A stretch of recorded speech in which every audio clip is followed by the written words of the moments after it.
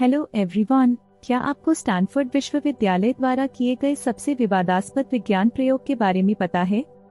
मनोवैज्ञानिक Philip Zimbardo द्वारा आयोजित स्टैनफोर्ड जेल प्रयोग ने मानव व्यवहार की समझ की सीमाओं को बढ़ाने का प्रयास किया, जिसमें कॉलेज के छात्रों को एक सिम्युलेटेड जेल में रहने का अनुभव कराया गया। जो शुरू में एक साधारण भूमिका निभाने का अभ्यास था, वह एक आंधा प्रवाहित 6 दिन के अनुभव में बदल गया, जिसने प्राधिकार, क्रूरता और मानसिक उथल-पुथल के चौंकाने वाले दृश्यों को खोजा। सबसे पहले तो आपका स्वागत है हमारे चैनल द रिसर्च माइंड पर, जहां हम हर वीडियो में नई और अजीबोगरीब खोजों के बारे में बताते हैं।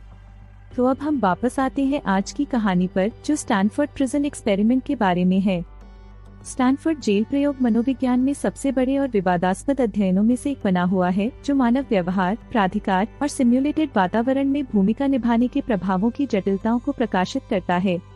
1971 में मनोवैज्ञानिक फिलिप जिम्बार्डो और उनकी टीम द्वारा स्टैनफोर्ड विश्वविद्यालय में आयोजित इस प्रयोग का उद्देश्य सिम्युलेटेड जेल में मिली शक्ति और प्राधिकार के मानसिक प्रभावों को जांचना था।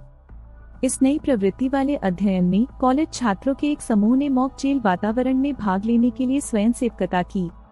स्वयंसेवकों को या तो कैदियों या निरीक्षकों की भूमिका दी गई थी। इस सिम्युलेटेड जेल को स्टैनफोर्ड यूनिवर्सिटी के मनोविज्ञान विभाग के तहखाने में बनाया गया था। जो शुरू में 2 हफ्तों का प्रयोग था, उसे अचानक 6 दिनों के बाद ही कैदियों और निरीक्षकों दोनों द्वारा प्रदर्शित चौंकाने वाले और अप्रत्याशित व्यवहार के कारण बंद करना पड़ा था। निर्धारित किए गए छात्रों में जिनको निरीक्षकों की भूमिका मिली थी, उन्होंने बहुत जल्दी अपनी भूमिका को अपना लिया और कैदियों के प्रति अधिकारवादी और अत्याचारी व्यवहार का प्रदर्शन करने लगे।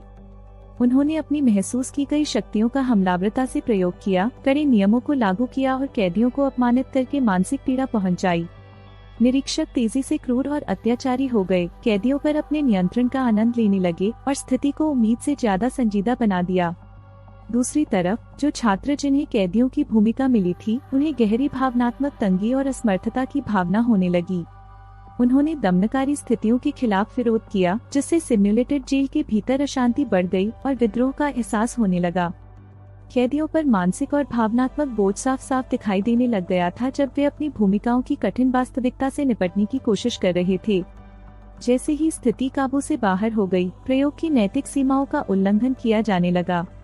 कैदियों के द्वारा अनुभव की गई पीड़ा और दुख के कारण बाहरी प्राधिकरणों को हस्तक्षेप करना पड़ा।